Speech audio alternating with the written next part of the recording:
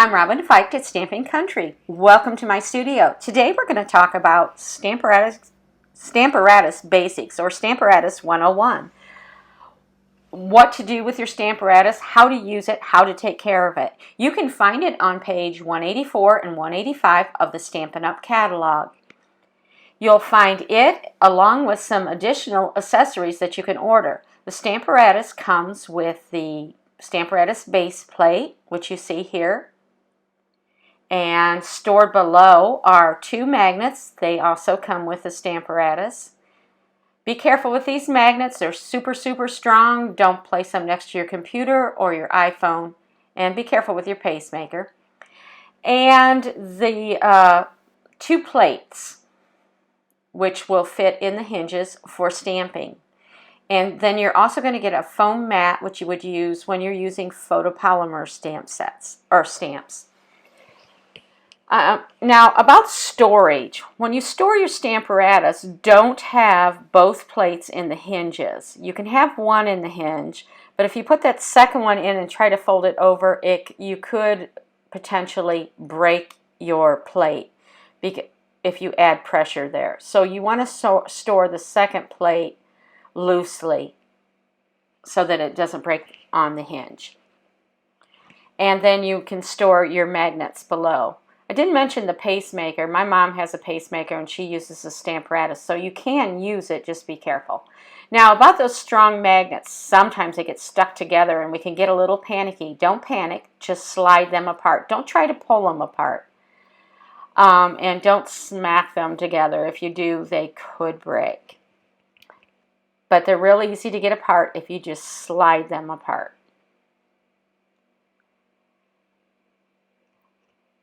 Okay, so then you can get some accessories. This cool little storage bag is available, and it has pockets on the inside, on the outside. You can also get, you can see all those pockets. Also available is this, you can replace your foam mat with this grid mat, which is really nice for lining up stamps and things. You can also get grid paper just to put on your mat or to use. I'll show you some uses for that. You can buy extra plates, which is handy if you're doing a lot of different stamps. And you can buy extra magnets if you do have an accident and break one. So those are all available. I just want to show you those. So I like to use the bottom corner away from the hinge when I'm stamping because the hinge side doesn't quite stamp as well. So I always use that bottom corner. That's Robin's big tip of the day. I like that. And so you line up whatever you're going to stamp. We're going to use this Love You to Pieces stamp set. This has the foam, so I don't need the foam mat. It won't hurt if you use it, but you don't need it. So you just place it where you want it and then fold your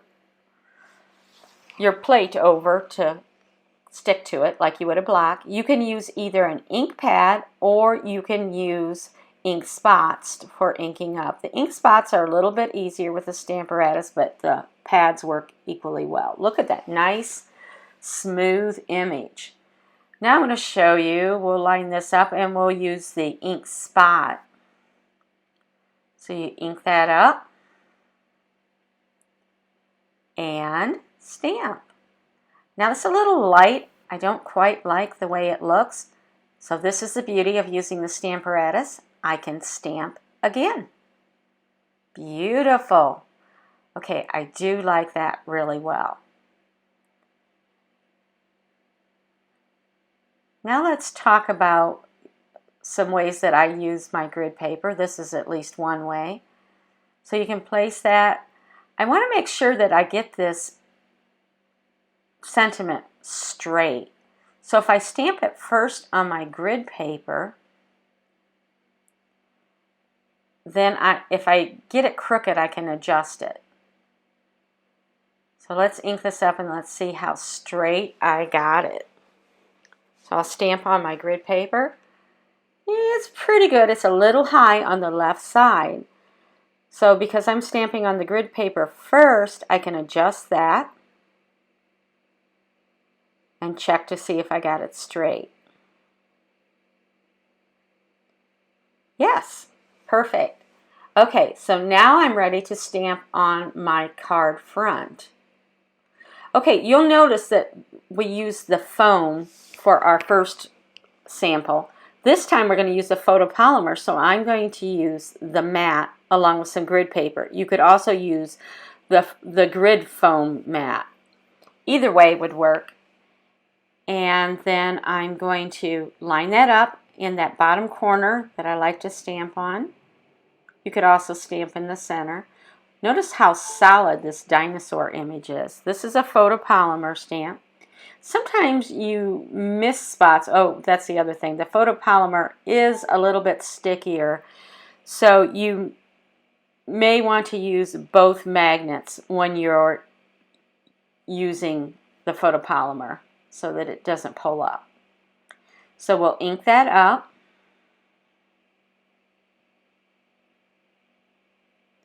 And pretty much the photopolymer and the cling will work the same, except that you want to use the mat with the foam photopolymer. Notice how his face is a little bit lighter, a little spottier.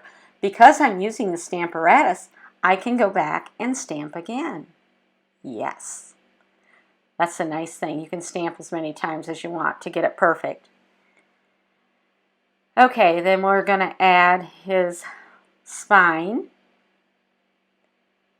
I'll use a different plate. You just pop it in the hinges, apply your stamp, and ink it up. Don't worry about that ink on the plate. We'll take care of that. Yes, very nice. And we're going to add our sentiment. Now remember that I told you don't worry about that ink. We can clean this off with our little cleaner. It's just water cleaning it off. You can also take it to the sink and clean it with dish soap and water if you want and dry it off. They're very easy to clean. Nothing to worry about if you get ink where you don't want it. So we'll put that in place and we'll go ahead and stamp our final. I'm going to use a spot for this one.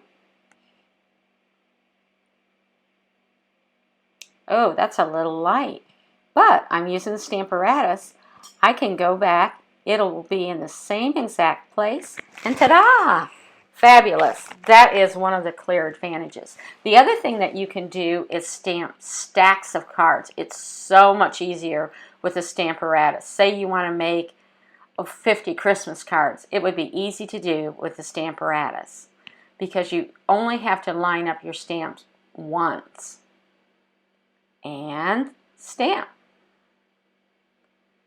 your second card. Now there's lots of techniques that you can do with the Stamparatus. I am showing you the basics today. I'm going to show you this. I'm going to show you one more technique. But there's a lot of other techniques that you can use, and I may do a series on this. But see how you can easily stamp a stack. The next technique I'm going to show you is the hinge technique. The Stamparatus is unique in that it has the hinge system, so I'm going to try to stamp those 3 thank yous, and I want them straight and evenly placed on my card. So I'll line up the first one, ink it up,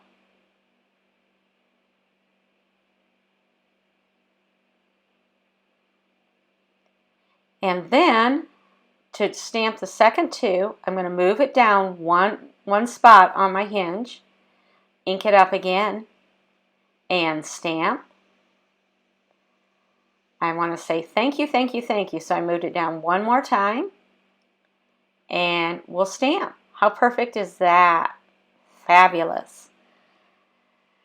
Now, you can use the Stamparatus exclusively when stamping, or you can use blocks, or you can use a combination of the two. But they are used the same. You just place the stamp either on the block or the Stamparatus. There's other techniques, like I mentioned, that you can use your Stamparatus for. This cute two-toned rose was stamped with the Stamparatus, and I did that in a my pop-up tissue box video. I'll leave the link to that in the description if you would like to see that technique. Thanks so much and have a fabulous day.